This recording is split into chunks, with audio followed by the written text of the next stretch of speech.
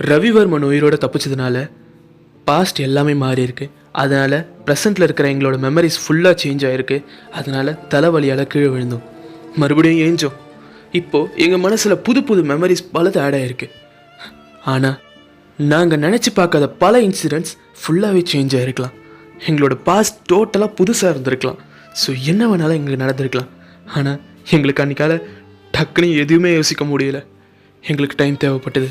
And நாங்கள் மறுபடியும் அந்த பிளாக் ஹோல் கிட்டே போனோம், ஏன்னா என்ன நடந்ததுன்றதை தெரிஞ்சுக்கிறதுக்காக. ஏன்னா அப்போதைக்கு எங்களால் யோசிக்க முடியல. அன்னைக்கு அந்த பெரிய உண்மைக்கு அப்புறம், ஆமாண்டா அவர் எங்கள் அப்பா, பேர் ராஜதிவாகர். என்னதான் அவர் சைக்கோவாக இருந்தாலும் ஏதோ நீங்களாம் நான் தான் ஏதோ தப்பு பண்ணேன்னு ஏதோ ஒரு சினாரியோ க்ரியேட் பண்ணுறீங்க. ஆமாண்டா, அபிஷேக் கொண்டதும் எங்கள் அப்பா தான்டா. நான் தாண்டா மறைச்சேன்.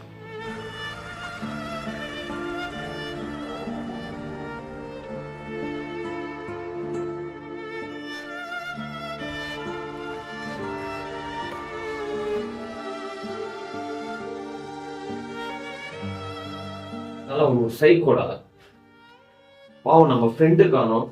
இப்போ அந்த பாவம் அந்த 3 பேரையும் காணோம். ஓ, அவர் சைக்கோவா? எப்படி? ஒரு 16 வயசு பையன் தன்னோட பேரை தவிர வேற எதுவுமே ஞாபகமாக இல்லாமல் வந்தான். அவனை நம்ம காப்பாற்றணும். அதே மாதிரி அவனும் அடுத்த நாள் காலையில் யாரோ ஒரு அடிப்பட்டனை காப்பாற்றினான். அவ்வளோ நல்ல மனசு உள்ளவனால எப்படி ஒரு சைக்கோவை மாட முடியும்? யோசிச்சுப்பார். ராடி செய்யாத தப்ப ஒரு 3 திருட்டு பசங்க அவனை போட்டு அப்படி அடிச்சிருக்கானுங்க.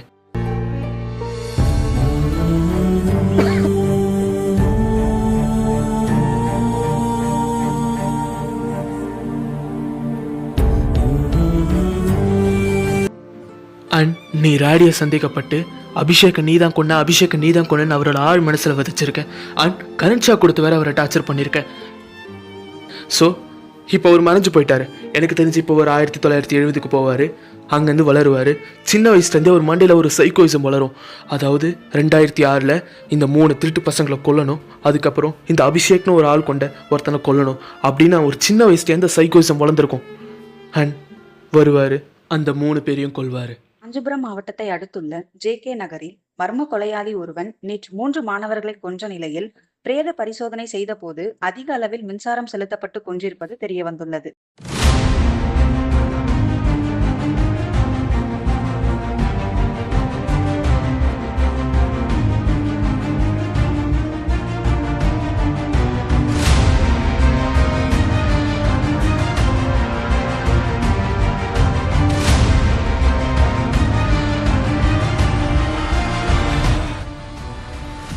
சிம்பிளாக சொல்லணுன்னா ஒரு சைக்கோவை மேனுஃபேக்சர் பண்ணி அவனை பாஸ்ட் காமிச்சு அவன் வளர்ந்து வந்து அவனுக்கு ஒரு பையன் பிறந்து உங்ககிட்ட வந்து தப்புன்னு சொன்னால் தப்பு இல்லை.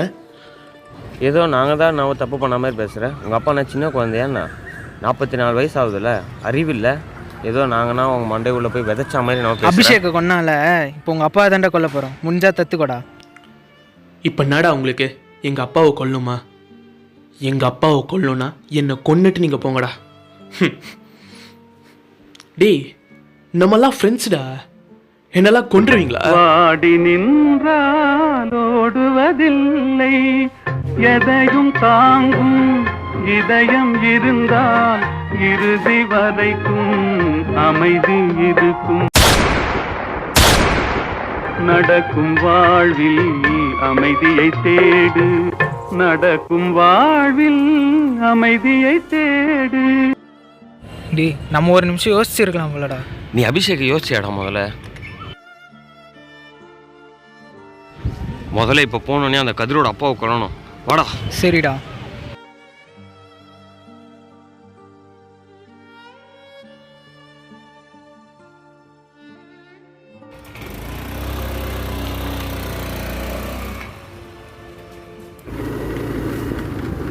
நீதான்டா பண்ணா அபிஷேக் காணாம போது நீதான்டா காரணம். ஆமாண்டா, நான் தான்டா காரணம். என்னடா இப்போ நானே எப்படி பண்ண? எங்கள் அப்பாவை காப்பாற்றினா நான் என்ன வேணாலும் பண்ணுவேன்டா. டேய், நான் உன்னை அன்னைக்கே சுட்டனே, நீ செத்துருக்கணுமே, எப்படி உயிரோடு இருக்க? நான் ஏன் உயிரோடு இருக்கணும்னு காரணம் கேட்டல. ஏன்னா நான் எதுக்கு உயிரோடு இருக்கணும்னா நீங்களாம் சாவணுன்றதுக்காக தான்டா நான் உயிரோடு இருக்கேன். சாவடிச்சுடாண்ணா இந்த தொர்றா. டேய் வாடா, ஒரு நிமிஷம் இருடா. தலைவர் நம்ம சாவடிக்கு போறாரு. அவன் அவர் முன்னாடி ஒன்று நாவ பத்தலாம். இந்த பழைய நீதி கதைங்கள்லாம் வர மாதிரி, புராண கதைகள் வர மாதிரி நீ கேள்விப்பட்டிருக்கியா? சொல்கிறத விட இப்போ நீ நேராக பார்க்க போகிற. டேய், என்னடா சொல்றீங்க? என்னடா பண்ண போறீங்க? சொல்றா.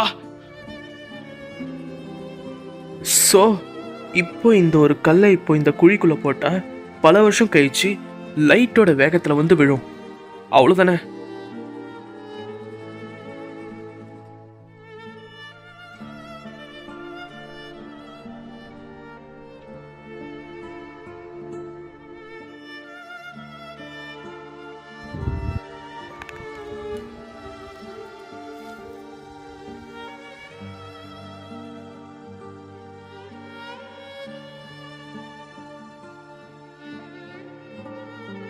மீதி இருக்கிற வார்த்தைகளை எழுதுனது அந்த டைம். ரேடி கிட்ட ஏதோ ஒன்று சொல்லணும்னு விருப்பப்படுது. If it done 24 hours cycle will start. Yes, அப்படின்னா ரேடிக்கு ஏதாவது ஒன்று நடந்ததுன்னா 24 மணி நேரம் சைக்கிள் ஸ்டார்ட் ஆகும். அதாவது ஒரு நாள் லூப் ஆகும். அதாவது ரேடி காணாமல் போகிறதுக்கு 24 மணி நேரத்துக்கு முன்னாடி மீண்டும் தள்ளப்பட்டோம்.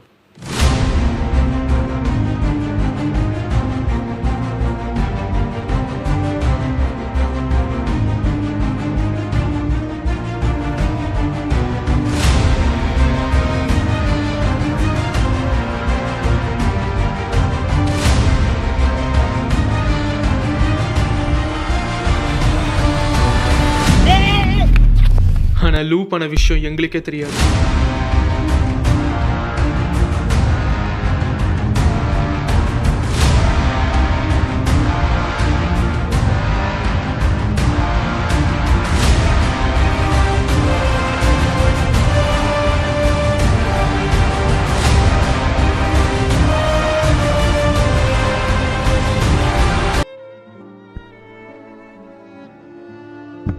அண்ணா காலை ஒரு 6 மணிக்கு டீ கடை ஓப்பன் பண்ணும்போது 2 பேர் ஆக்கம் வந்தாங்கண்ணா. அப்படியே ஒருத்தர் ஆக்சிடென்ட் பண்ணிட்டாங்கண்ணா. என்ன காப்பாத்திரா? சரிண்ணா, காப்பாத்துறேண்ணா. அப்புறம் அந்த 2 பேரை மட்டும் காலையில் வந்து ஒருத்தர் கூட்டின்னு போயிட்டாங்கண்ணா. டேய், நீ எவ்வளோ பேர் டேஷ் ஆகுதா? நாங்கள் இப்போ 2 பேர் வேண்டா. என் பேர் வெற்றி, இவன் பேர் பாலா. முடிஞ்சா எங்களை இப்போ கொள்றா பாலா.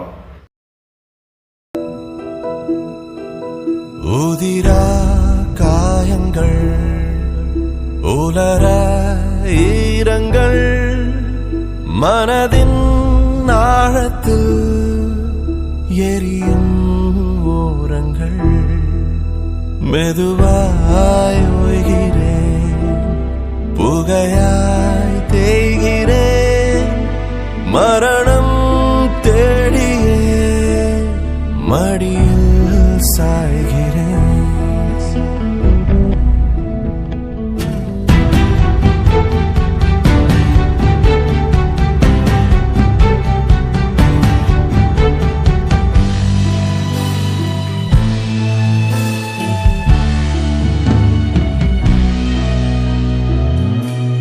வெள்ளை காகிதம்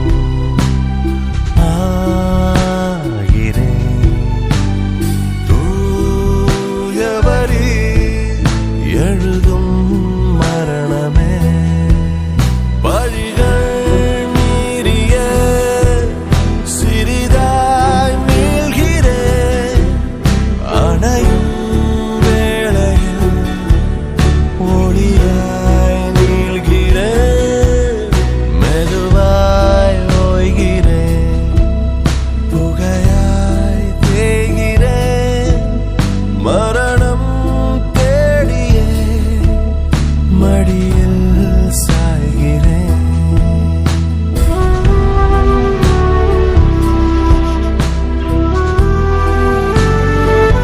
டேய், கை கால்லாம் நவுற மாட்டேதுடா. டேய், அசைய முடியலடா. டேய், கையும் அசையல, எதுவுமே அசையலடா. டேய் டேய்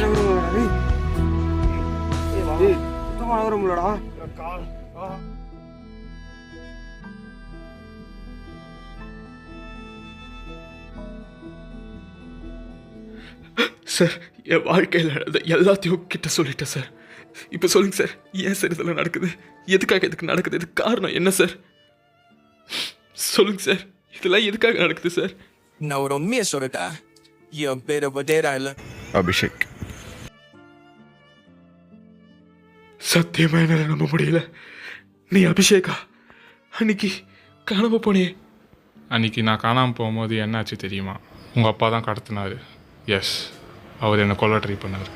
அவர் கன்ஷாக் கொடுத்து கொல்ல ட்ரை பண்ணார். ஆனால் அப்போ தான் இந்த ஒரு விஷயம் நடந்துச்சு. நான் மறைஞ்சு போயிட்டேன். அப்புறம் கண்ணை திறந்து பார்க்கும்போது தான் தெரிஞ்சது ஐ மீன் 1920.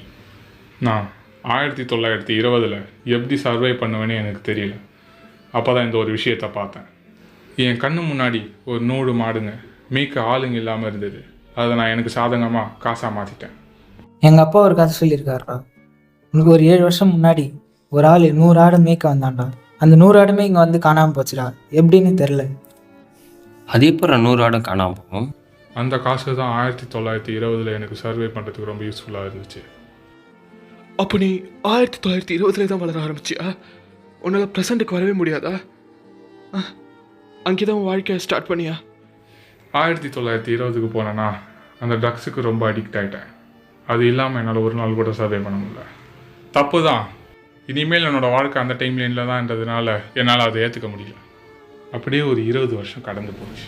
1940 ஒரு விஷயமா நான் கெத்தோர ஏரிக்கார போயிருந்தேன். அப்பா தான் நான் ஒருத்தரை பார்த்தேன். கிட்டத்தட்ட அவனும் என்ன மாதிரி தான். அவனுக்கு அவன் பேரை தவிர்த்து வேறு எதுவும் ஞாபகம் இல்லை. அவனும் என்ன மாதிரியே கன்ஃபியூஸ்டாக தான் இருந்தான். புது உலகம், என்ன பண்ணுறதுன்னே தெரியாமல். அங்கே தான் நான் அவனை பார்த்தேன். அந்த டைமில் இலங்கையிலேருந்து அகதிகள் அதிக பேர் வந்துக்கிட்டு இருந்தாங்க. அதனால் அவங்கள மானாவரியாக கொண்டுக்கிட்டு இருந்தாங்க. தம்பி, நீ யாரு? நீங்கள் என்ன பண்ணுற?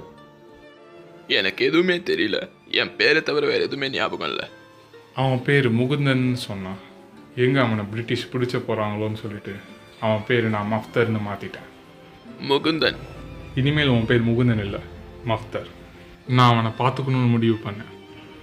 நான் நினைக்கிறத விட மஃப்தர்ன்ற முகுந்தன் ரொம்ப புத்திசாலியாக தான், ரொம்ப நாலேஜாகவும் தான்.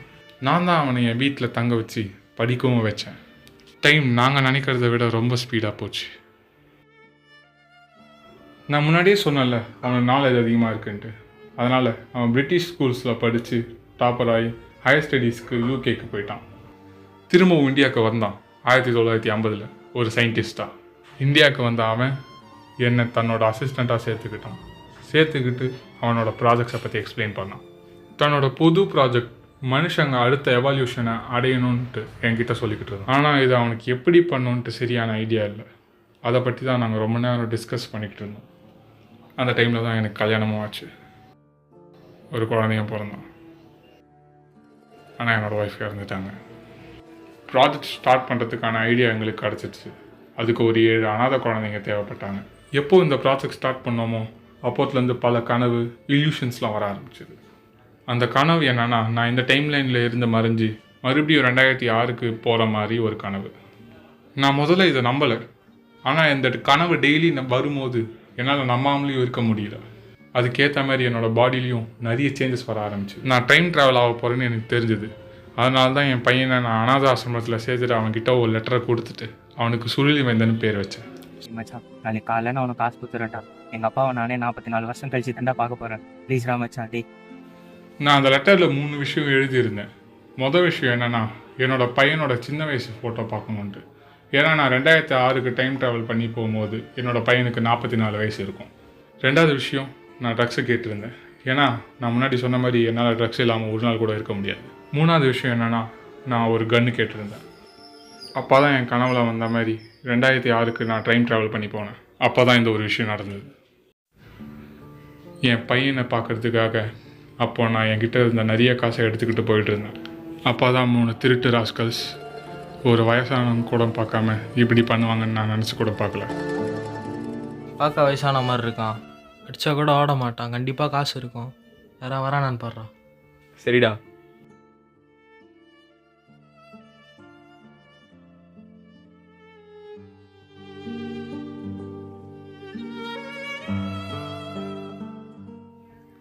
டேய், கரெக்டான டைம்டா இது. ஏந்திருங்கடா.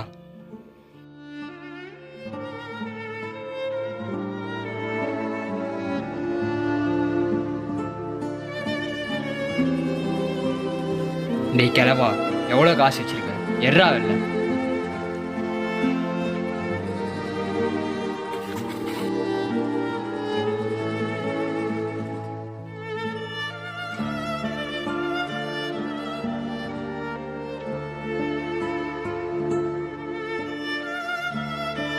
டேய் என்னடா பண்ற? நீ வாடா சீக்கிரம். டேய் வாடா பிடிக்கும். வாடா. டேய் அவன் சொன்னா கேட்க மாட்டான்டா, விடுறா.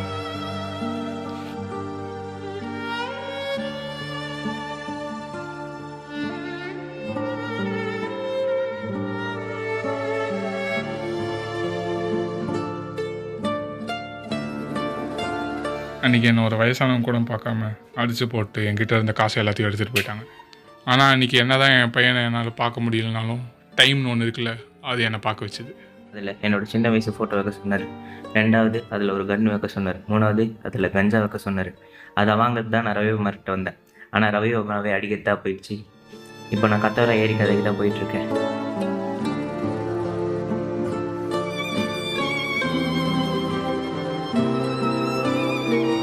டேய் பார்த்து போடா.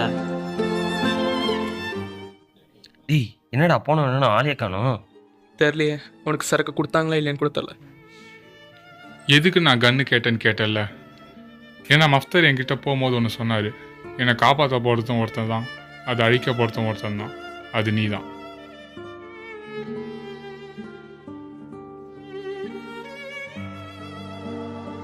டேய் செத்துருப்படா, வெளியே போய் விளையாடுறா. இங்க என்னடா வேலை உனக்கு? எனக்கு ஒன்றும் ஆகுது. என்னடா சத்தியமா? யார்ரா அவன்? அவன் எங்கள் அத்தை பையன் முகுதன்றா. அவன் Shaktimaan fan.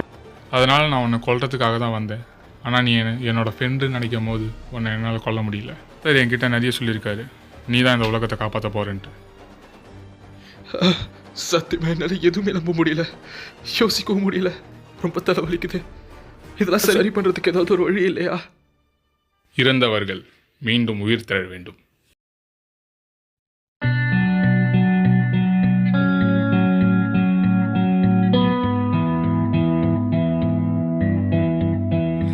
If I stay with you, if I'm choosing wrong, I don't care at all. If I'm losing now, but I'm winning late, that's all I want.